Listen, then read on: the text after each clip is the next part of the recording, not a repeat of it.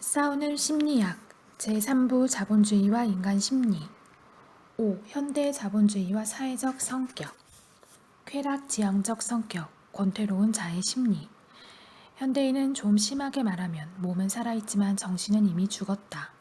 즉 사회적 존재로서의 생명은 이미 죽었다는 것이다. 사회적 생명은 사회적 존재로서의 삶, 즉 세상을 개조하고 변혁하는 창조적이고 생산적인 삶을 살아야만 가질 수 있다.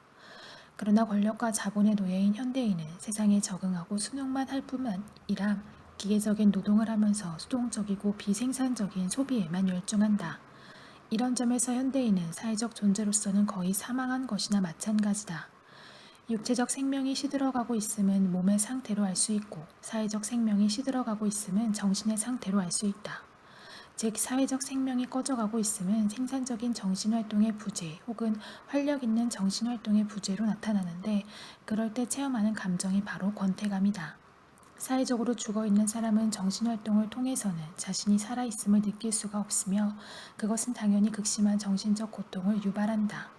그래서 어쩔 수 없이 육체적인 감각, 말초적인 쾌락을 통해서라도 자신이 살아있음을 확인하려 한다. 영화 파이트 클럽에서 일부 하층 계급 사람들은 비밀스러운 장소에 모여 피가 낭자해질 때까지 미친 듯이 치고받는 격투 시합에 중독되어 간다. 그들은 불법 격투 시합에 지독하게 매료되었던 것은 육체적 고통이나 피에 대한 감각이 자신이 살아있음을 느끼게 해주는 유일한 수단이기 때문이다. 노동자, 웨이터, 청소부 등 남들한테 선대받는 잡일을 하던 그들은 현실에서는 그 어떤 재미나 보람도 찾을 수 없다. 나아가 그들은 자신이 이미 사회적으로, 정신적으로 죽어있다는 극심한 고통에 시달린다. 그렇기 때문에 그들은 다른 사람과 치고받으면서 자신이 아직 죽지 않고 살아있다는 희열을 느껴보려 하는 것이다. 이렇게 정신적인 비생산성 혹은 정신적 사망은 말초적 쾌락을 통해서 그것을 보상하려는 동기를 유발한다. 근대인은 삶에 굶주려 있으나 로봇이 되었으므로 자발적인 활동이란 면에서 삶을 경험할 수는 없다. 그래서 대용품으로서 어떤 종류의 흥분이나 전율, 음주, 스포츠 또는 영화에 나오는 가공인물을 대신하여 경험하는 흥분이나 전율이라도 취하게 된다. 쾌락지향적 성격은 동기적으로는 말초적 쾌락을 추구하고 감정적으로는 쾌감을 사랑하는 반면 고통과 슬픔은 몹시 두려워하며 지식적으로는 쾌락주의적이고 허무주의적인 세계관을 신봉한다. 쾌락, 탐닉은 고립감, 무력감, 권태감, 우울감과 같은 고통스러운 감정들과 그것의 원인을 회피할 수 있게 해준다. 즉 자신이 이미 정신적으로 사망했다는 끔찍한 사실에 직면하지 않을 수 있도록 도와주는 것이다. 만약 내가 욕구의 충족을 연기하지 않는다면 나는 갈등도 회의도 없고 결정을 내릴 것도 없다. 나는 항상 쾌락에 열중해 있기 때문에 나 자신을 나 자신으로 의식하고 반성할 필요가 없다. 나는 말하자면 욕망 충족의 기관일 뿐이다. 실제로는 불가능하지만 쾌락만 추구하는 동물적인 존재, 즉 생각 없이 사는 존재로 전락하면 그는 정신적으로는 아무런 생산적인 활동을 하지 않아도 더 이상 정신적인 고통에 시달리지 않을 수 있을 것이다. 오직 쾌락만 충족되면 만족해하는 비정신적인 존재인 동물로 전락했기 때문이다. 현대인은 우선 상품, 경치, 음식, 음료, 술과 담배, 대중용 책과 영화 등의 소유와 소비를 통해 쾌락을 추구한다. 현대인은 또한 게임, 운동, 섹스 등의 여러 활동을 통해서 쾌락을 추구하는데 이것들이 사회적, 정신적 무능력이 초래하는 고통을 회피하고 보상해주는 역할을 한다. 즉 사회적, 정신적으로 무능력한 사람일수록 게임 능력, 운동 능력, 성적 능력 등에 더욱 심하게 집착한다는 것이다. 오히려 성적 능력이 그들이 확신하는 유일한 힘이기에 성만족을 바로 사랑의 대체물로 만들어버린다. 모든 다른 삶의 영역에서의 생산 무능력과 거기서 생겨나는 불행은 성행위를 통해 보상되고 은폐된다. 성욕과 성만족의 의미는 성격 구조와의 연관성 속에서만 확실해질 수 있다. 마지막으로 현대인은 가벼운 잡담과 웃음 등을 통해서도 쾌락을 추구한다. 현대인은 사람에게 가장 중요하고 본질적인 문제들을 제외한 모든 것들을 화제 삼아 마구 떠들어댄다. 삶의 진정으로 도움이 되는 문제들은 절대로 다루지 않는 오락 프로그램이나 신변 잡기식 토크쇼를 즐기면서 낄게 된다. 현대인은 흔히 이렇게 묻는다. 아무 생각 없이 보거나 즐길 수 있는 것 없나? 가벼운 잡담이나 웃음 등이 현대인의 정신적 사망 사실을 회피하기 위한 수단으로 이용되는 현상은 현대 문화가 죽음을 한사코 멀리하는 데서도 확인할 수 있다. 영화 오블리비언에서 주인공은 지구를 점령하고 있는 외계인들의 거대 우주선에 핵폭탄을 가지고 들어가 자폭하려 한다. 그러자 얼마 전까지만 해도 그의 기억을 삭제해 지구인들을 공격하는 앞잡이를 부려먹던 외계인 대장은 죽을 필요 없어 라고 말하면서 그를 회유한다. 무기영화를 보장해 줄 테니 계속 앞잡이 노릇을 하면서 인생을 즐기라고. 정의로운 죽음을 택한다는 것은 어리석은 망상일 뿐이라고 말이다. 만일 주인공이 쾌락주의자였다면 그는 그 달콤한 제안을 받아들였을지도 모른다. 그러나 한치의 주저없이 자폭 단추를 누르며 그가 남긴 말은 삶에 대한 그의 태도가 어떠했는지를 단적으로 보여준다. 사람은 누구나 다 죽는다. 그러니 어떻게 죽는지가 중요하지. 프롬은 죽음이라는 주제를 꺼리는 것은 곧 삶을 기피하는 것이라고 말한다. 우리 시대는 죽음을 쉽게 부정하고 그렇게 함으로써 삶의 근본적인 한 측면을 부정하고 있다. 죽음과 고통에 대한 자각이 삶의 가장 강력한 자극의 하나가 되고 인류 연대성의 기초가 되며 또한 그것 없이는 환희나 열정이 그 강도와 깊이를 더할 수 없는 그러한 경험이 되도록 하는 대신 개인은 그 인식에 대한 억제를 강요받고 있다. 쾌락지향적 성격을 가진 사람은 마치 자기는 아무런 근심 걱정도 없이 신나게 인생을 즐기고 있다고 생각할지도 모른다. 실제로 그는 조금이라도 짬이 나면 쾌락을 추구하느라 분주하게 돌아친다. 하지만 그가 끊임없이 사소한 쾌락들을 필요로 하는 것은 쾌락이 정말 좋은 것이어서가 아니라 그것 외에는 아무런 기쁨이나 즐거움도 없어서이고 그것이 없는 순간을 도저히 견딜 수가 없어서이다. 쾌락지향적 성격자가 극력 회피하고 있는 그의 내면 깊은 곳에는 자신이 이미 정신적으로 사망했다는 사망 통지서가 도착해 있다. 시장지향적 성격, 인간 상품의 심리. 자기 자신을 상품으로 취급하는 동시에 나라는 상품을 파는 판매자가 된 사람을 마르크스는 자의식적이고 스스로 행동하는 상품이라는 의미에서 인간 상품이라고 명명했다. 프롬은 현대인에게 가장 보편적인 사회적 성격을 시장지향성으로 보았는데 인간 상품이 된 현대인의 성격이 바로 시장지향적 성격이다. 시장지향적 성격은 동기적으로는 교환에서 손해를 보지 않고 이익을 추구하려 하고 감정적으로는 값비싼 대상은 사랑하는 반면 값이 저렴한 대상은 깔보며 지식적으로는 돈을 중심으로 모든 것을 바라보는 돈 중심의 세계관을 신봉한다. 프롬은 이 시장 지향성이 교환하려는 욕구가 현대인에게 주요한 동인이 됐다는 사실과 밀접한 관련이 있다고 주장했다. 사람이 인간 상품이 된 조건에서 시장 지향성은 대인관계에서도 작용할 수밖에 없다. 더욱 중요한 것은 대인관계에서도 교환하려는 동인이 작용한다는 것이다. 사랑도 종종 그들이 기대할 수 있는 것을 최대한으로 얻고자 하는 두 남녀 사이의 유리한 교환 이외에 아무것도 아니다. 시장지향적 성격이 보편화된 사회에서 사람들 사이의 관계란 상품들 사이의 교환 관계이다. 현대인의 사교생활이란 것도 대부분 인간 상품 교환을 위한 작은 인간 시장이다. 사교 모임에서 현대인은 자신이 값비싼 상품으로 비치도록 스스로를 한껏 포장할 뿐만 아니라 값비싼 인간 상품에 걸맞은 말과 행동을 하느라 애쓴다. 반면에 타인의 상품 가치를 깎아내리기 위해 그들의 약점이나 결함을 찾아내느라 분주하게 눈을 굴린다. 그러고는 자신의 상품 가치가 높다고 판정되면 몹시 즐거워하고 그렇지 않을 경우에는 크게 낙담하고 절망한다. 파티에 참석하는 등 사교 일반의 기능은 대부분 교환을 위한 것이다. 사람들은 되도록이면 자기에게 이익이 되는 교환을 하기 위해 실제의 자기보다 조금이라도 값이 더 나가는 포장을 하려고 애쓴다. 시장지향적 성격은 현대인의 정신건강에 치명적이다. 그것은 우선 현대인의 자존심을 사정없이 추락시킴으로써 커다란 고통을 유발한다. 시장지향적 성격자는 자신의 가치를 교환 가치에서 찾는데 물건의 가치가 전적으로 시장에 의해 좌우되듯이 그의 자존심도 전적으로 시장에 의해 결정된다.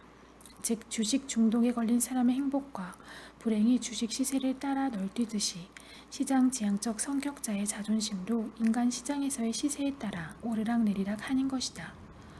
오늘날의 일반인들은 상당히 외롭고 또한 스스로도 그렇다고 느낀다. 자기 자신이 마치 상품인 양 여겨지고 자신의 가치는 성공 여부와 시장성, 타자의 인정에 달려있다는 느낌이 드는 것이다. 그의 가치는 자신의 내적 인격이나 인격의 실제 가치에 근거하는 게 아니며 자신의 힘이나 사랑의 능력, 인간의 질에 근거하는 것도 아님을 그는 알아차리게 된다. 물론 그가 이런 것들을 팔 수 있다거나 성공하거나 남들에게 인정받는 경우는 제외하고 말이다. 대부분 사람들의 자긍심이 아주 쉽게 흔들리는 것도 바로 이런 이유에서이다. 타자에 의존하는 자존감은 점점 더 불안해지기 마련이다. 시장 지향적 성격은 또한 현대인을 자기계발의 포로로 만듦으로써 정신적 에너지를 소진시킨다. 유행에 뒤처지는 한물간 상품, 소비자가 더 이상 원치 않는 상품 등은 시장에서 팔리지 않는다. 따라서 그런 상품은 제 아무리 사용가치가 높더라도 교환가치의 하락을 피할 수 없다. 결국 상품 생산자와 판매자들은 유행이나 소비자의 기호를 재빠르게 파악해서 신상품을 만들어내야 한다는 강박감에 시달리게 된다. 인간 상품이라고 해서 예외가 될 수 없다. 현대인이 유행에 지독하게 민감해지고 자기 개발에 목을 매는 것은 인간 상품의 필연적 귀결인 것이다. 하지만 현대인의 자기 개발 노력은 깨진 독에 물 붓기이자 끝이 없는 소모전이다. 한 가지 자기 개발에 성공하더라도 시장이 곧 다른 것도 개발하라고 요구하기 때문이다. 더 이상 팔리지 않는 저가 인간 상품이 되지 않으려면 현대인은 죽을 때까지 자기 개발을 해야만 한다. 한국에서 자기계발서나 자기계발 시장이 지속적으로 호황을 누리고 자격증을 10개씩 따는 사람들이 늘어나는 까닭이 바로 여기에 있다. 하루 판매량이 많은 손가방 종류는 저녁 때가 되면 자신 스스로가 뿌듯하게 느껴질 수 있는 반면 다른 종류의 손가방은 유행이 뒤진다거나 너무 비싸다거나 여타 이유에서 그리 잘 팔리지 않았을 경우 의기소침해질 것이다. 이 비유는 우리는 특별한 존재가 되어서는 안 되고 늘 첨단 상황에 적응하고자 우리의 인격을 변화들과 맞아 떨어지게 준비해 놓고 있어야 함을 의미하고 있다. 사람들도 인간 시장에서 최종 시세 가격에 따른다. 최근의 시장 시세는 영화관, 주류 광고, 패션 광고, VIP가 무엇을 입고 말하는지에 대한 얘기 속에서 찾을 수 있다. 여기에선 모든 게 일정한 전형들을 따르고 있고 우리는 최신 유행을 따르며 유행에 맞게 행동하고자 기를 쓰고 있다. 시장 지향적 성격을 가지고 있는 현대인은 자존심의 추락을 피할 길이 없다. 절대 다수의 현대인은 성공한 극소수에 속하지 못해서 즉 값비싼 인간 상품이 되는데 실패해서 자존심이 추락한다. 그러나 극소수의 성공자라고 해서 자존심을 지킬 수 있는 것도 아니다. 값비싼 인간 상품이 되는 것이 진정한 자존심과는 아무런 상관도 없기 때문이다. 자존심이란 원래 사람의 사회적 가치, 사회적 기여도에 의해 결정되는 것이지 시장에 의해서 결정될 수 있는 게 아니다. 따라서 인간 상품으로 전락한 사람은 어떠한 경우에도 자존심을 유지할 수가 없다.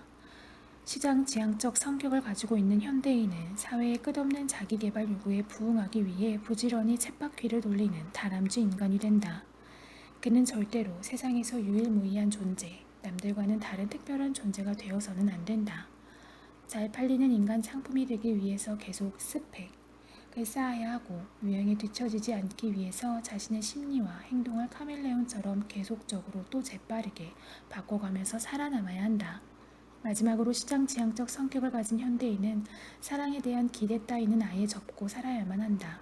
인간관계가 상품과 상품 사이의 관계가 되어버린 세상에서 사랑을 꿈꾼다는 것은 미련하고 어리석은 짓일 뿐이기 때문이다. 지금까지 살펴보았듯이 권위주의적 성격, 대세추종적 성격, 쾌락지향적 성격, 시장지향적 성격은 현대 자본주의가 만들어낸 현대인의 전형적인 사회적 성격이다. 이 중에서 권위주의적 성격과 시장지향적 성격은 프롬의 설명을 그대로 따랐지만 대세추종적 성격은 로봇화한 사람에 관한 그의 설명과 수동지향성에 관한 언급을 사회적 성격 이론에 근거해 재구성한 것이다. 또한 프롬은 쾌락지향성에 관해서는 큰 비중으로 다루지 않았으나 나는 이것이 현대인의 중요한 심리라고 생각했기에 임의로 추가했다. 권위주의적 성격오는 심리는 무력한 자의 전형적 심리이므로 현대인에게만 고유한 성격은 아니다. 다시 말해 고대 노예제 사회, 중세 봉건전 사회, 초기 자본주의 사회에서 살고 있던 상당수의 사람들도 가지고 있었던 성격이라는 것이다. 계급사회에서 지배계급에게 억압당하고 착취당하는 민중은 어느 정도의 무력감은 피할 수 없고 그로 인해 권위주의적 성격 또한 갖게 된다. 그러나 민중 속의 권위주의적 성격이 얼마나 보편화되느냐 하는 것은 민중이 무력감을 얼마나 심하게 느끼느냐에 따라 달라질 수 있다. 예를 들면 민중의 의사와 요구가 지배층에 의해서 상당 부분 수용되었다면, 그리고 민중 항쟁의 전통이 강하다면 권위주의적 성격은 약해질 수 있다. 또 어떤 이들은 지배층은 자신을 마음대로 살아갈 수 있으니 고립감이나 무력감이 없으리라고 오해하는데 전혀 그렇지가 않다. 지배층 사람들 사이의 관계는 사랑과 연대에 기초한 건강한 관계가 아니라 개인적 이익을 추구하기 위해 늑대들이 일시적으로 제휴를 맺고 있는 관계이다. 따라서 사랑과 연대의 관계를 형성할 수 있는 민중과 달리 지배층은 고립감을 절대로 피할 수가 없다. 또한 지배층은 민중을 억압하고 착취하지 않고서는 아무것도 할 수 없는, 즉 민중에게 의존하고 기생하는 존재이므로 무력감이 극심할 수밖에 없다. 한국의 극우 보수 세력은 경찰과 군대를 동원해 그들의 기득권을 지키게끔 하면서 민중에게서 세금을 징수하고 민중의 노동력을 착취해 만들어낸 상품을 민중에게 팔지 않는 한 생존조차 할 수 없는 무력한 사회 집단이다. 그렇기 때문에 거의 모든 지배층은 겉으로는 힘이 있는 척할지라도 극심한 무력감으로 인해 권위주의적 성격을 갖게 되는 것이다. 역사적으로 권위주의적 성격과 관련이 깊은 사대주의가 지배층 내에서는 심했던 반면 민중 속에서는 그다지 발을 붙이지 못했던 것은 이런 사정과 관련이 있다. 민중은 원래 자기의 육체적, 정신적 힘을 사용하는 창조적인 노동을 통해 자연을 개조하면서 생활을 꾸려가는 힘이 있고 생산적인 존재이므로 무력감과는 거리가 있다. 물론 여전히 민중은 정치나 경제를 비롯한 사회의 주인이 되지 못하고 있기 때문에 사회 변혁의 가능성이 희박해지면 일시적으로 무력감이 심해져 권위주의적 성격에 취약해질 수 있다.